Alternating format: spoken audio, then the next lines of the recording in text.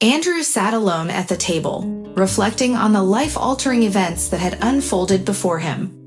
The sudden collapse of his seemingly perfect world left him bewildered. He took a sip of his drink and nibbled on a pickle, immersing himself in memories. Towards the end of autumn, Andrew returned home with a heavy heart, plagued by a persistent cough that had plagued him for 3 days. Colleagues at his office had dropped hints, urging him to see a doctor. As he entered his apartment, he found his wife, Marina, bustling in the kitchen, preparing dinner. She immediately sensed his somber mood and inquired, "Trouble at work?" Andrew didn't mince words and shared the details. Marina had been insisting for the past 2 days that he should see a doctor, as she was concerned about his cough. Wanting to avoid an argument, Andrew promised that he would visit the doctor the next day. Just then, their children, a 14-year-old daughter and an 11-year-old son, returned home from their outing, giggling and running into their bedroom. Andrew looked at them affectionately, filled with love, before turning his gaze towards his wife. Deep in his heart, he acknowledged how incredibly fortunate he was to have found such a wonderful partner. Beautiful, adept at managing their household, a caring mother, and a loving wife. The following day, Andrew went to the health center, where he obtained a referral for an X-ray. A disheartening diagnosis awaited him from the physician: lung inflammation. Here's a referral for hospitalization. Reluctantly, Andrew made his way to the hospital. The persistent cough had left him no choice. He was assigned to a 6-bed room, where his bed was positioned near the window, across from the door. Settling into his spot, he reached for a book to pass the time. However, before he could read a single paragraph, the door swung open, revealing a nurse standing in the doorway, who spoke. "Are you Andrei Evgenievich Vsevolensky?" "It's me," the man murmured, holding his breath. Before him stood an incredibly beautiful girl with captivating blue eyes and sensual lips. Andrew immediately noticed that she didn't even need cosmetics to enhance her beauty. It was all natural. "I'll inform you about the doctor's prescription for you, so you're aware," the young woman in the white coat said. In response, he simply nodded. He realized that he had fallen in love with the nurse at first sight, a concept he had never believed in before, but now he found himself trapped by it. Andrew gazed at the girl, whose name he learned was Ekaterina, and he didn't hear a word she said. In that moment, all he wanted was to hold her, as she unintentionally stirred his emotions. His thoughts were interrupted by the nurse's words. "Andrei Evgenievich, are you listening?" "Yes, of course. Your beauty has captivated me, and I got lost in my thoughts," the man replied softly. Catherine smiled and left the room. He tried to dismiss thoughts of the girl, but they lingered. He attempted to convince himself that he had a family, a wife and children, but his mind refused to accept that reality. He couldn't shake off the illusion and told himself that it would pass. He just needed to be patient. He spent a couple of days in the hospital, yet his feelings didn't wane. They grew stronger with each passing moment. He discovered that the nurse was married to a man named Leonid, who was 32 years old. They had been married for a year. Andrew often caught glimpses of Ekaterina being greeted by her husband after her shifts through the window. During those moments, a burning jealousy consumed him, wishing he were the one who possessed her love. He made every effort to capture the girl's attention, but realized that his efforts were in vain. Although she seemed receptive to his advances, she never provided any indication for a deeper connection. As it was time for his discharge from the hospital, he suggested exchanging phone numbers to keep in touch, saying, "I'll only call as a last resort. You know, situations can be unpredictable, and maybe either of us might need help." "Okay," Katya replied. Once he returned home, he no longer found joy in his wife's presence, who excitedly greeted him upon his arrival. His thoughts were consumed by the nurse and how he could see her again. A week passed since his discharge from the hospital, and Andrew felt restless. He contemplated going back to the hospital just to catch a glimpse of Katya. However, He understood that he wouldn't be admitted without valid reasons for hospitalization. That's when an idea struck him.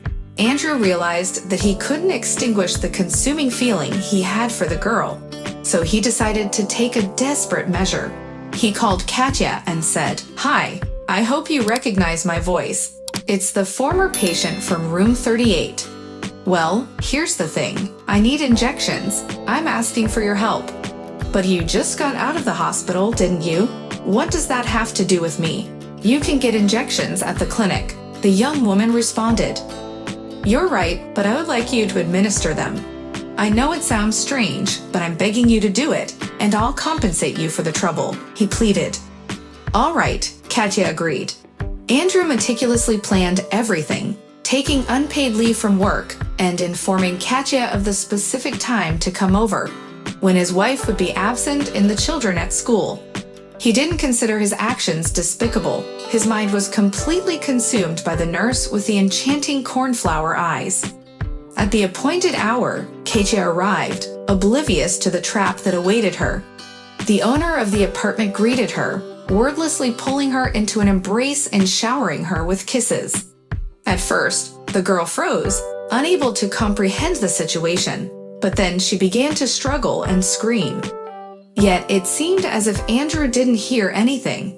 He only wanted one thing and believed that this encounter would ensure their eternal togetherness. Their intimate moment was abruptly interrupted by his wife, who had returned home early due to feeling unwell. Marina quickly assessed the entire situation, casting a scornful glance at her husband. Without uttering a word, she helped Katya fix her disheveled clothes.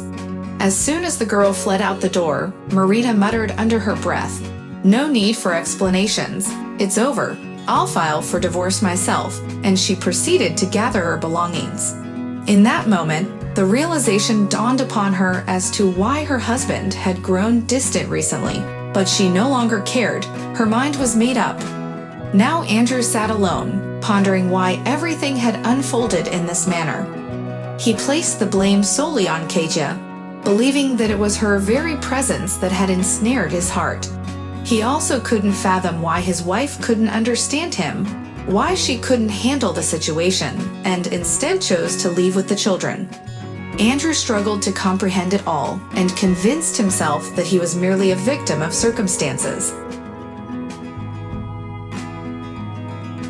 Next great story. It's not my appearance that evokes love within you. The chronicles of my life could captivate the imagination of a TV series creator. Let's begin with my childhood, where I stood tall among my peers, surpassing even boys who were typically shorter than girls. Over the years, I have grown to a height of 2 meters and 5 centimeters. Naturally, at the age of 5, I joined a volleyball club, which helped me maintain excellent physical fitness. Additionally, thanks to my parents, I possess blonde hair and captivating blue eyes, a combination that tends to attract attention from the opposite sex. However, every barrel of honey contains a few bitter drops. During my first grade year, our school faced a quarantine, and I unfortunately contracted mumps. As my mother recalls, it was not just an ordinary case of mumps, but rather a severe one.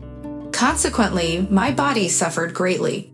Though the memories of that time are hazy, I recall the frustration of being bedridden when my body was accustomed to constant movement. The challenges didn't end there. It might not have been solely due to the illness, but around the age of 7, I noticed that my physical attributes differed in size. This realization brought about embarrassment, causing me to avoid unnecessary exposure in the locker room or feeling self-conscious in front of my mother. Some might argue that such concerns were merely figments of a child's imagination, but they were genuine. As I entered puberty, I discovered that things weren't functioning as they should. Filled with shame, I mustered the courage to discuss this with my parents, who promptly took me to a specialist. The doctors provided no definite answers. While it fell within the lower range of the norm, apparently there is a range, it wasn't considered pathological. The reasons behind this peculiarity remain uncertain. It could be attributed to factors during intrauterine development, or perhaps the interference of mumps. There were also concerns regarding the duration of erections. However, the capacity for arousal exists, and the necessary channels function accordingly. It's simply a unique characteristic. Unfortunately, this anomaly requires extra caution when it comes to using regular condoms, necessitating heightened attentiveness. The reassurances from the doctors failed to alleviate my concerns, leaving me fearful of interacting with girls. However, life has a way of surprising us. Within the sports complex where we trained, there was a small cafe. We often visited it to purchase refreshments like water and juices, and occasionally even enjoyed meals there. Aliona, an attractive woman in her mid-30s, worked at the cafe. She possessed a natural beauty and a petite stature. Interestingly, her children attended the same school as me, and her husband was well known in the neighborhood for owning the cafe and having a reputation as a ladies' man. Perhaps weary of his infidelities, Aliona took the initiative and became not only my first partner, but also my long-term lover for 2 years. She provided immense support in helping me understand myself and taught me how to compensate for my physical idiosyncrasies. I am eternally grateful to her for that. When she tragically passed away in a car accident alongside her intoxicated husband, I genuinely mourned her loss for several days. Time has a way of healing wounds. By sheer chance, I encountered a girl named Katya on the internet. She was in her final year of high school, living in a small village, and aspired to come to our city for further studies. Naively, I believed that she would possess the same sincerity and patience as Aliona. However, reality proved otherwise. We moved in together, but she betrayed my trust multiple times, seeking forgiveness each time while claiming that I was the best. I forgave her, perhaps growing accustomed to the situation. One day, I overheard her discussing my intimate struggles with a friend, and it became clear that our relationship could no longer continue. However, she beat me to the punch and confessed that she was pregnant with another man's child, declaring her intention to leave. Recently, I happened to see her, but she had transformed into an unrecognizable figure. A real embodiment of promiscuity marred by alcohol. I averted my gaze, avoiding any semblance of a greeting. This experience was a harsh disappointment. The belief in the tenderness and grace that Aliona had instilled in me shattered. For a considerable time, I couldn't bring myself to open up to new possibilities. I channeled all my energy into training, especially since I started playing for the main team of our city. I also enrolled in the Institute of Physical Education through correspondence, further dedicating myself to my athletic pursuits. Now, let's shift gears and talk about something else. It was during the early days of our classes when we had some joint training sessions with the girls' team. It was there that I first met Xenia, and I was immediately drawn to her. We frequently crossed paths, establishing a good rapport. We even attended a training camp together. At that time, when we were both 16, one of our club's wealthy sponsors took an interest in Xenia. I couldn't help but feel a twinge of jealousy, although I tried to brush it off. In the end, things didn't work out between Xiosha and the wealthy sponsor. She had aspirations to continue playing, but he offered her the opportunity to relocate to another city as his mistress. Unsatisfied with that arrangement, she recognized her own worth, and that both intimidated and intrigued me. To this day, I can't quite fathom how I gathered the courage to approach her soon after everyone learned about their breakup. I wanted to uplift her spirits, and in a casual manner, I confessed my love for her. I fully expected her to lash out at me. Instead, she looked directly into my eyes and remarked, "Couldn't you have told me earlier? Or did I have to go through a million lovers before you finally realized your feelings?" Now, as we reminisce about that conversation, we share laughter. We compliment each other not only in bed, but also in life. On the court, we cheer each other on, understanding and respecting our shared choice, volleyball.